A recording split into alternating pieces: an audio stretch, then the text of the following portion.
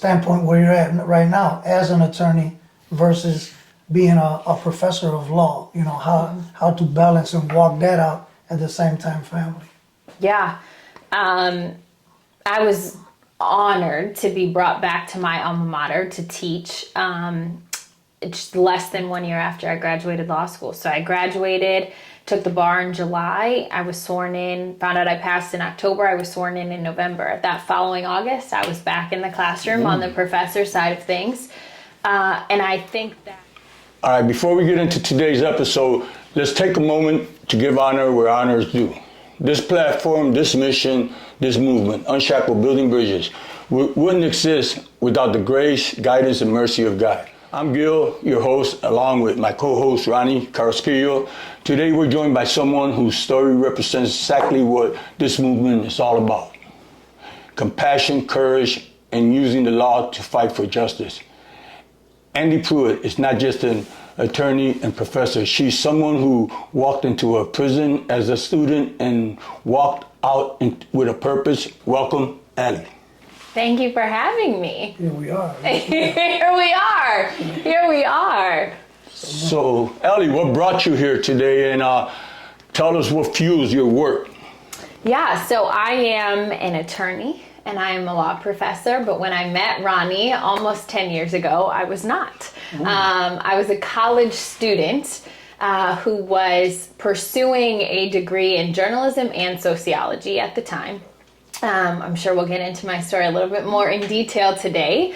But at the time of meeting Ronnie, I was a college student doing a project, a thesis, if you will, on religion and recidivism rates.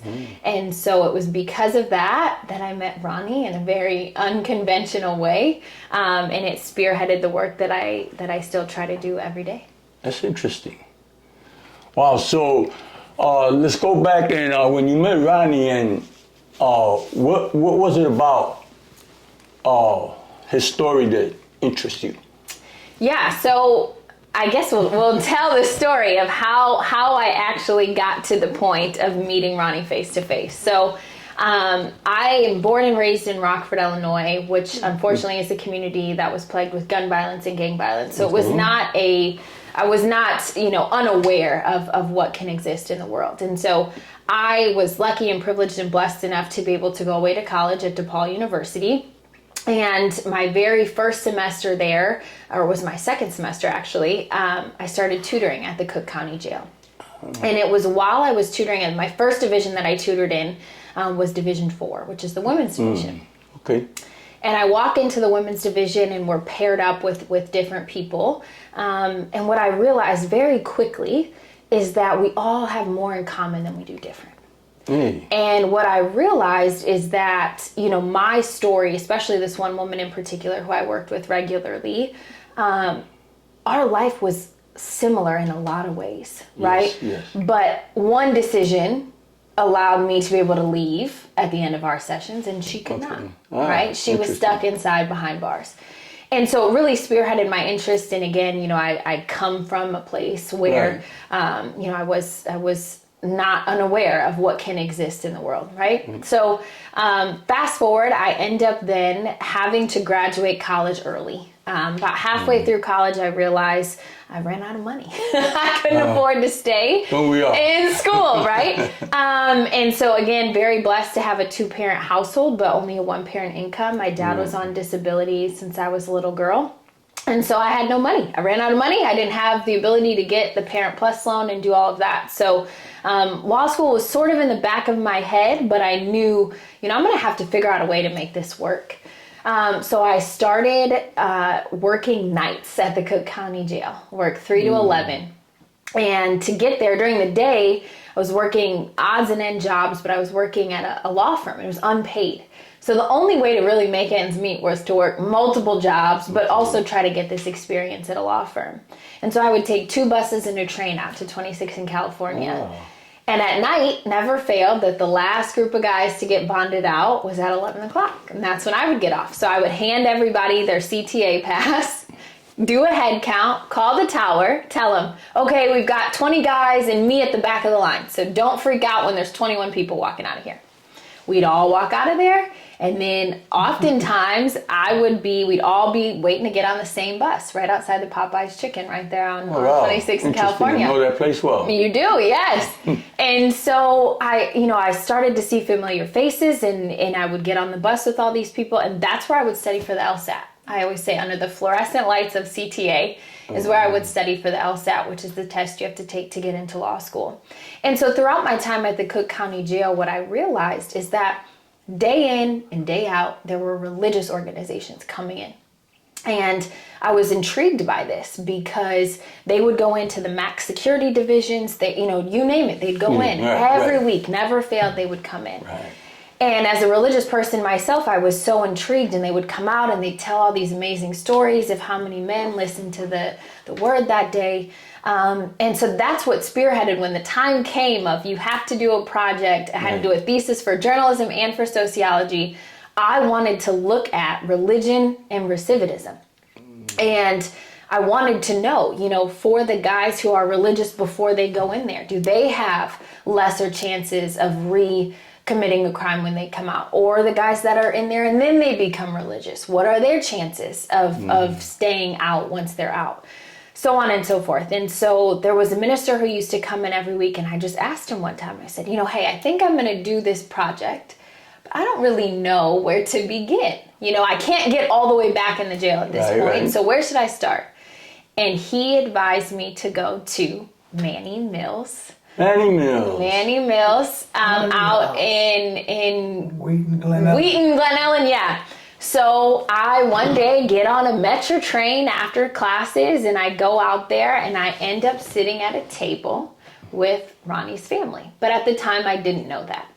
And that day, Bert Berrios was giving his testimony, and he walks up and he's about to give his testimony, and Ronnie's sister goes and puts her cell phone up on the podium. Somebody's listening. Now, at the time, I don't know who's listening, but I know somebody's listening. Interesting.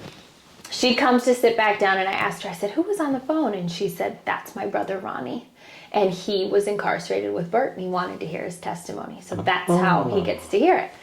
And I said to myself, so then I'm talking to Bert, and he's telling me all about how Ronnie changed his life, and Ronnie led him to the Bible. And if it wasn't for Ronnie, he wouldn't live the life that he does outside of the four walls of the prison. And I said, that's my story. That's my story. I'm going to tell this story about religion and recidivism, and I'm going to use Bert and Ronnie to tell that story. And so I spent a lot of time with Bert learning his story. And I spent a lot of time on the phone with Ronnie. And so prior to this, I never had a prison phone account. I made one for Ronnie here, and we spent a lot of time talking on the phone. And as I'm getting ready to publish this piece and showcase it to the world of what I found with respect to religion and those that are incarcerated, I said, gosh, I got to meet Ronnie. Like, I knew at that point what crime he was convicted of. I knew the story behind it. I knew the press. I knew all of the people that had, advocated against his release. It was a big deal. And so to me, I just felt like, okay, I can't put this out there. I've spent a lot of time talking to him on the phone, but I need to put a face to the name. And I feel like I will just know, right? When I meet him, I will know. Is he really, for real? Right, exactly. Is he for real? Has he found Jesus, right? What is his story? And right, you can talk the talk, but can you walk the walk? And I need to see him. Amen. And then I feel like I'll know. Well, at the time, here I am in college. I'm broke. I have no money. I already told you that. I'm working 100 jobs, right? And I'm like, how in the heck am I going to get to Dixon Correctional Center? I have no idea. And I'm talking to Ronnie one day, and he says, let me figure it out. I'll call you back, and I'll tell you. And so he calls me, and he says, I've got a plan.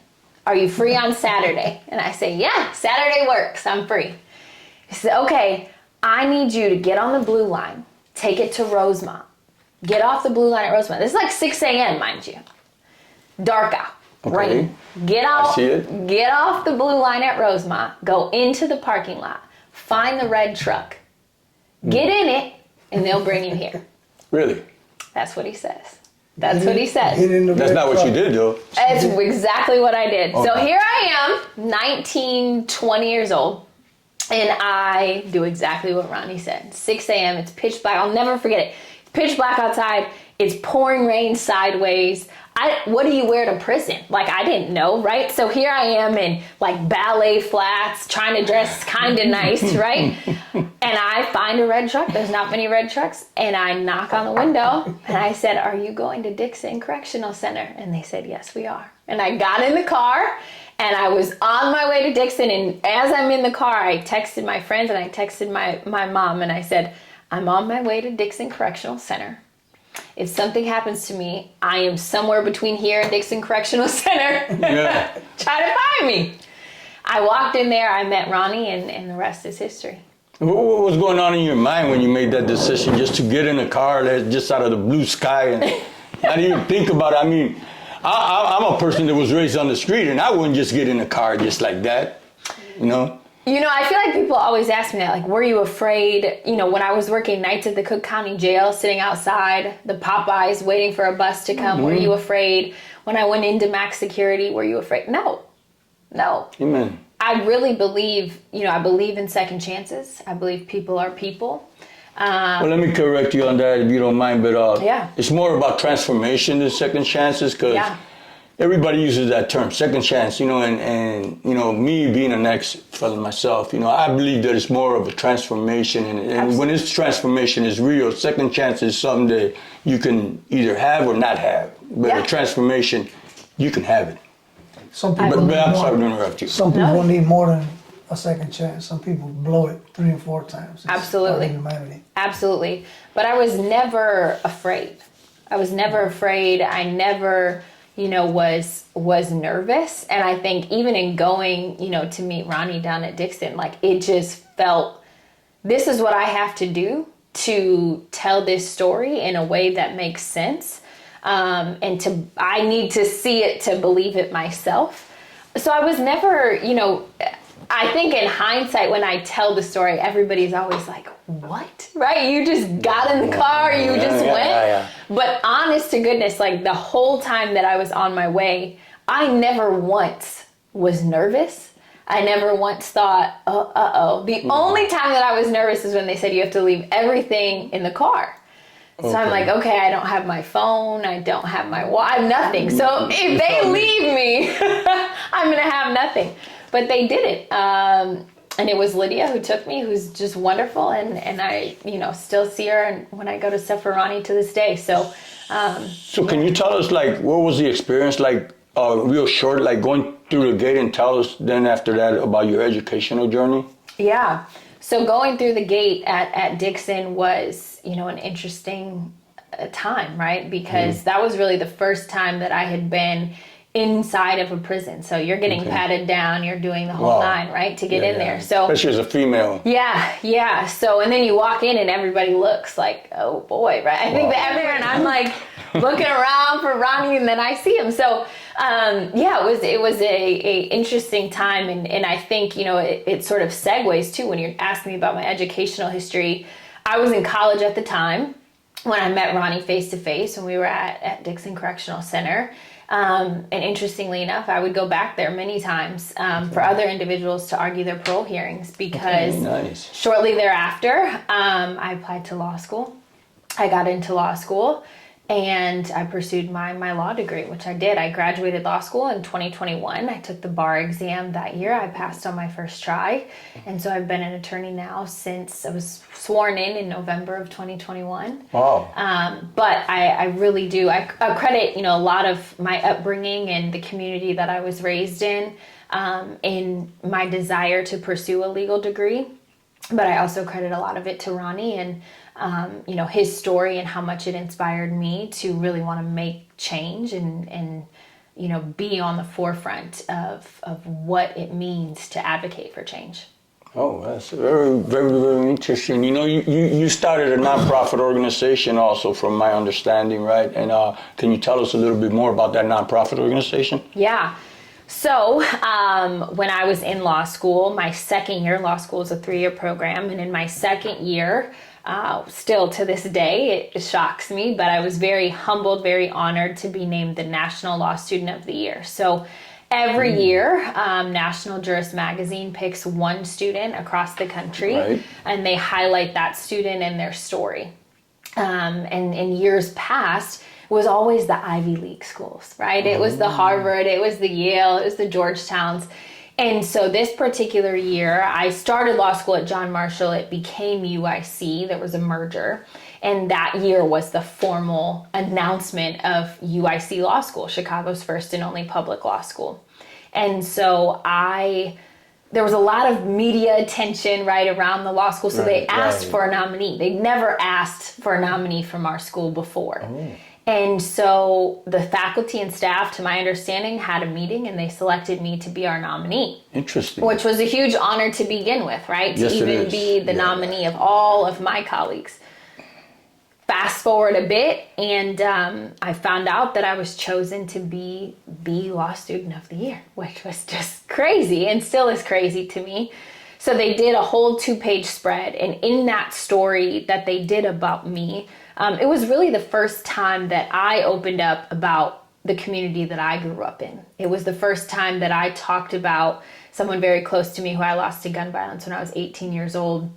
I told that story of how I went to his memorial and I stood and looked down and saw I was standing in his frozen blood, right? That had happened the night before. It's the first time that I really touched on my dad being on disability since I was a little girl and growing up in the public school system. And the reason that I never touched on that before is really because of imposter syndrome. Here I am in law school. You look to your left, you look to your right. So-and-so's last name is a judge, right? And so-and-so's father owns a law firm. And that's all wonderful, but that wasn't me. And so I never was comfortable or confident enough to share my story because I felt like I wouldn't belong then. And so it wasn't until this article, the journalist that did it, I always say was incredible because she got me to talk so open and honestly about my journey. And so when it published, there were students, which is to this day probably my biggest honor. There were students across the country, college students, high school students, that reached out to me and said, you know, I read that story and I resonated with this piece of it, or because of you, I feel like I can apply to law school. And so there was a group of students actually that just graduated not long ago that reached out to me because they wanted to go to law school. And so the nonprofit, the Impact Project, was started in that same vein, wanting to create a path to success, whatever that looks like for you, for first generation students and youth in underserved communities. I have a special place in my heart for first generation students. And so what we did is create a pathway by providing resources, mentorship, and guidance for the next generation. And so we did that, and all through COVID, we put on, Zoom programming when that was all the rave, and did a lot to try to make this community better for the next generation. That's interesting. So I got a question for both of you. So, mentoring, we all have mentors and people in our life that mentor to us, but how has knowing these people that are behind bars and knowing Ronnie has mentorship to your life? And you could... I would like to say in here about Ally that when I first encountered her inquiring so much and her desire to find out about the religious aspect of people and her constant going after to get the information. It's like an investigative information type, going from the county jail all the way out to a suburb she don't even know, going to a place she don't even know, to track my sister down she don't even know, to go to my cousin Lydia she don't even know, to come to see me she don't even know. And she steady just following orders in the blind to get a better understanding of what she wanted to do. And then I come to find out as we're talking, she was a basketball player. I would call her one time, there was a lot of noise, and she said, I'm at a basketball game. I said, why you go to Ohio for a basketball? I'm on the team, I play for the team. So you're a basketball player too? Yeah, so she's a journalist going to the county jail. She's working for TV stations to do journalism. So I said, this young girl, while we were I was also in prison, everybody's gonna find this out in time, that we helped build others' lives. We built each other's lives by encouraging people to go to school, to stop whatever you're doing and become better people, to be better, productive in your life, better for your family, etc. She was on that pathway. So much so that as she was accomplishing and her grades excelling, they kept offering her more things to be even better in her field. So I even, at the time that year I went to the parole hearing, that it was unusual that I had the privilege or the right to have my attorney and a family member speak, that I didn't use my family to speak for me that year. I chose Ally to represent my family. So she represented my family at that board hearing that year. So then it was during that year she was awarded the top student, and that's so I just kept watching and to encourage her. And I used to not to tell the story, but she would be out with other people and doing free time on the free time, and I would mess with her saying, "Did you tell them young men or them people that you have a man?" Yes. I told them, you Can't forget that. You know you have a man? And she's like, she didn't want to say. I said, you know who your man is? And she's like, she knew. I said, your man's John Thurgood Marshall Law School. Oh.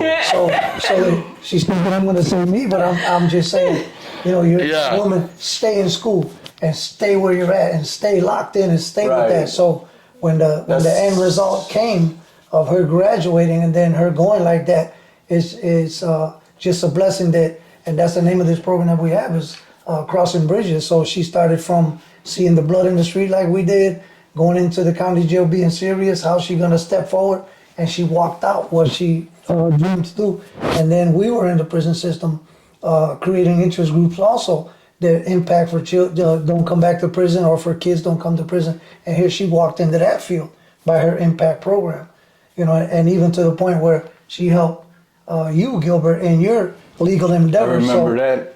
You know, that was before, a long time ago. Thank you. She became family to us. You know, Yes. every event we have, summer block parties, birthday parties, so she's there. She comes forward, so it becomes family. So she steps up to the plate. It's a blessing that we have and it's always been a problem for people in prison to have a real attorney that's not gonna lie to you and tell you this is what's on the table and this is what you're gonna get or you're not gonna get. So we have gotten lied to for so many years from so many different people. So when you come across a person with a true heart that is going to give you the truth and that they're close to you like that, okay, I know where to go. So she directed me, she directed you, and that's why every time we would have an event, they will call her, hey, Ally, you want to get in? Hey, Ally, you want to go to breakfast? So that's where that's at. So my last question I probably was going to ask you is the standpoint where you're at right now as an attorney versus being a professor of law, you know, how to balance and walk that out at the same time, family. Yeah. I was honored to be brought back to my alma mater to teach just less than 1 year after I graduated law school. So I graduated, took the bar in July. I was sworn in, found out I passed in October. I was sworn in November. That following August, I was back in the classroom on the professor side of things. And I think that it is just it's a big deal to me, because what I get to do in a day-to-day as an attorney means the world to me. I love what I do. I think it's a blessing to be able to say that. Okay. So many people don't have that privilege, right? To love what they do every day. I do.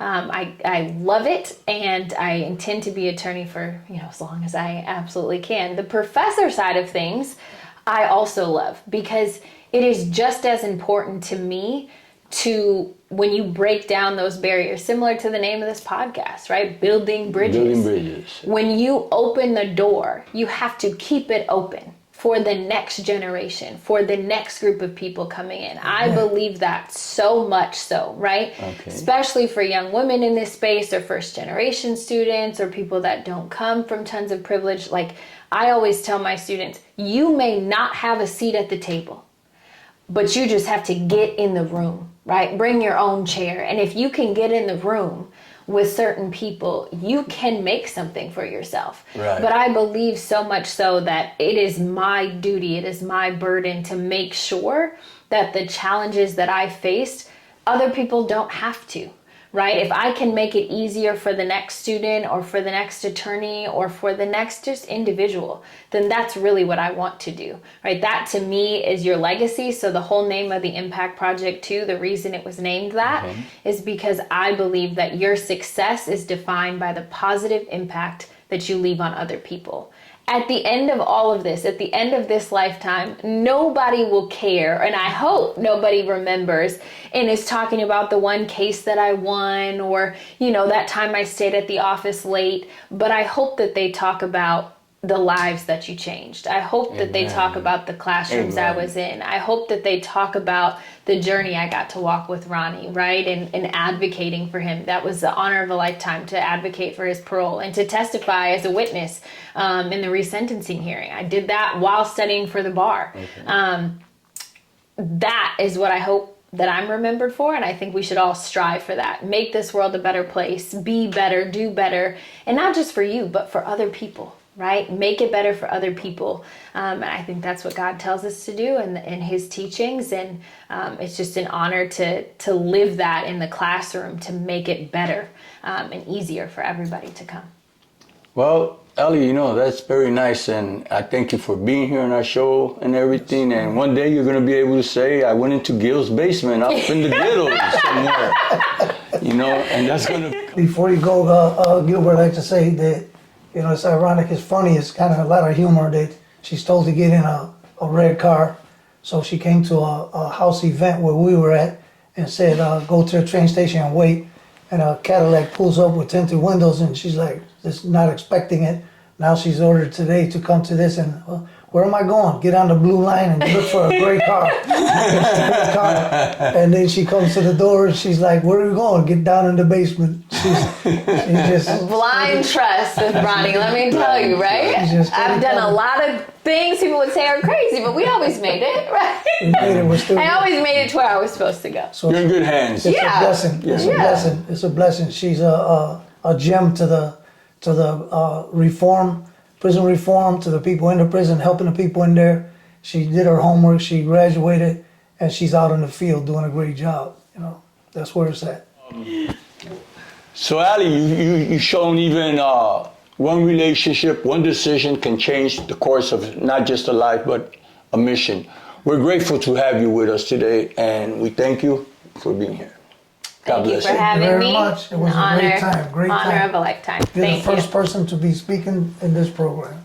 Honor of a lifetime. I feel like, you know, once upon a time, I always believed that we would be here, but to actually be here